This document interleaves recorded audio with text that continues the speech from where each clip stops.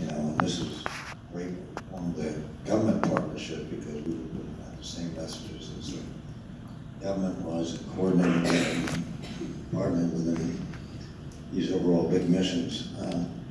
You know, in the military, I remember a number of years ago, they decided to try and embed reporters sometimes in the battle operations, just to you know, give them the feeling of what's that doing, and we're doing some of the same kinds of things right now. You say, hey, look, you know, put them out there in the middle of the action, and they can get a better feel for just how hard it is and how dedicated and how hard everybody's working to get the job done. And it's made a major difference. I wonder if you can kind of comment on your experience from the standpoint of being on that podium with. Well, I'm glad to hear that. I mean, I agree with you. The military, and Hal knows this much better than me, he was much more involved in it than I was, the embedding program from the wars in Iraq and Afghanistan. For those of you, I saw some hands up in Afghanistan, who also, raise your hand if you were both in Iraq and Afghanistan, or either. Yeah. So of those hands that went up, how many of you were in units that had reporters embedded? Okay, keep those hands up.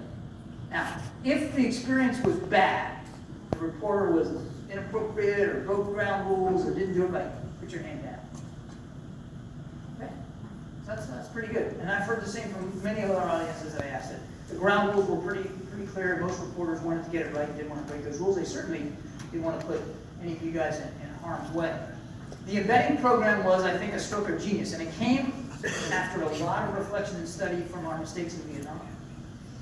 In this class I'm teaching, I make the kids read a chapter from Michael Hare's book, Dispatches, about his coverage of Vietnam. If you haven't read, if you ever want to read a gripping war correspondence book, that's a great book to read. And basically, he writes about the hatred between the soldiers on the ground in Vietnam and the press.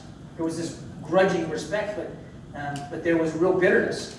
And we, Hal included, tried to amend that in Iraq and Afghanistan by getting these reporters trained up with basic survival skills and getting them in the field as low a level of unit as possible, so that they could report accurately and fairly about what we were doing. And in the end, one of the great benefits of this was, not only was the coverage better, and yeah, there were occasional things that we didn't like, all that's going to happen. The coverage was not only better and more contextual for the public, but great relationships were formed between these reporters, these editors and producers, and military men and women, who were at the time maybe junior officers, and now they're colonels and sometimes 1 and 2 and 3-star generals. Those relationships have, helped, I think, keep that relationship, the military media relationship, vibrant and vital and all healthy. And so I benefited, having not deployed to Iraq and Afghanistan. By the time I hit the podium, the embedding program was over. We were pretty much out of Iraq and Afghanistan.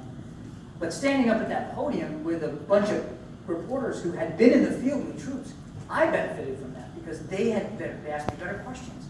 Their stories about policies we were making were obviously more contextual because they'd been there. And because, look, I'm a spokesman. My job is to give you the party line. They could check what I was saying by calling those colonels and 1-stars and 2-stars that they had served with and say, hey, Kirby told me this. We think he's full of crap. What do you think? And they could either verify it or say, yeah, Kirby's full of crap. Right? But it helped form this bond. Now, what I'm worried about is where we are now. We are now in a situation, we don't embed anymore. We have a small number of troops in Syria. There's no infrastructure to put troops in the field there. We have, 11,000 troops in Afghanistan. There's really no infrastructure or support to embed them there, although I think if the Pentagon really tried, they could do a better job with that. And same in Iraq, very, very small numbers, mostly advisors. So we're not embedding anymore, which means that a whole new crop of young reporters, and there are a bunch of new reporters coming out now and working in the Pentagon, don't have any experience in the field. They don't know these relationships. They get all of their context, I should say all. They get a lot of their context from the talking points and the stuff they get from the Pentagon, and not from these very enriching relationships. That compounded by an environment in this town where the hostility towards the press corps is at all-time high. Now, it's better in the Pentagon than it is in some of the other institutions, but leaders in the Pentagon are reticent to engage the press right now. I understand that. You don't want to get undermined by a tweet from 1600 Pennsylvania Avenue. I get that. I totally understand why Secretary Mattis and other leaders are reluctant to really be aggressive in the media space, but they're hurting themselves, I think, in the end.